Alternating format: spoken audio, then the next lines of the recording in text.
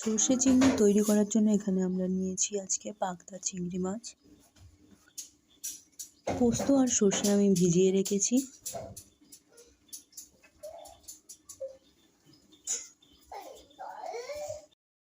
প্রথমে এই চিংড়ি মাছগুলোকে আমরা হালকা করে ভেজে নেব। কড়াইতে তেল গরম করতে দিয়ে দিয়েছি। তেল গরম হয়ে গেছে, এবার আমরা একটা একটা করে চিংড়ি দিয়ে দেব।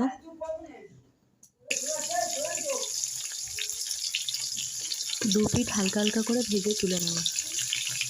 ভাজা হয়ে গেছে, এবার তুলে নেব।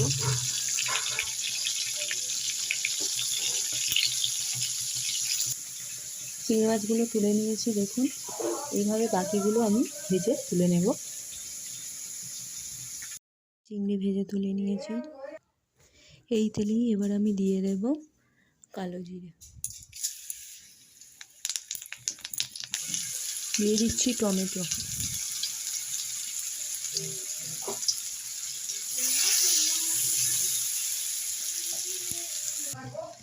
দিয়ে দিলাম একটুখানি আদা বাটা,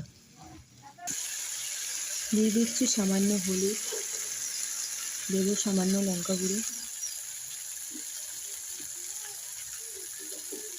ভালো করে মশলাটা কষিয়ে নিয়ে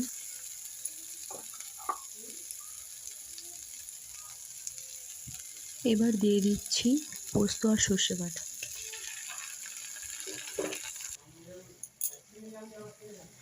দিয়ে দিচ্ছি কয়েকটা কাঁচা লঙ্কা চেরা।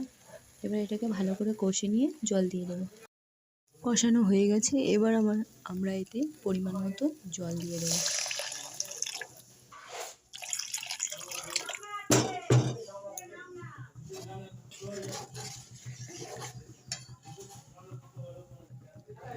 দিয়ে দিচ্ছি পরিমাণ মতো নুন। এইবার আমরা এটাকে ভালো করে ফুটিয়ে নেব। ফুটে গেলে তাতে আমরা চিংড়ি মাছগুলো এক এক করে দিয়ে দেব। ফুটে গিয়েছে, এবার এতে আমরা ভেজে রাখা চিংড়িগুলো দিয়ে দেব।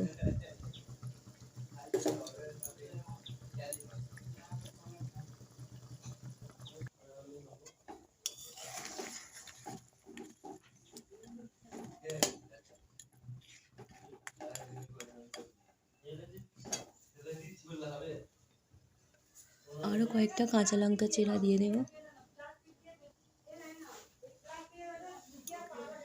একটু সরিষার তেল দিয়ে দেব।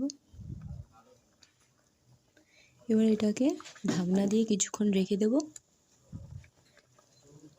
5 মিনিট রেখে দিলেই রেডি সর্ষে চিংড়ি।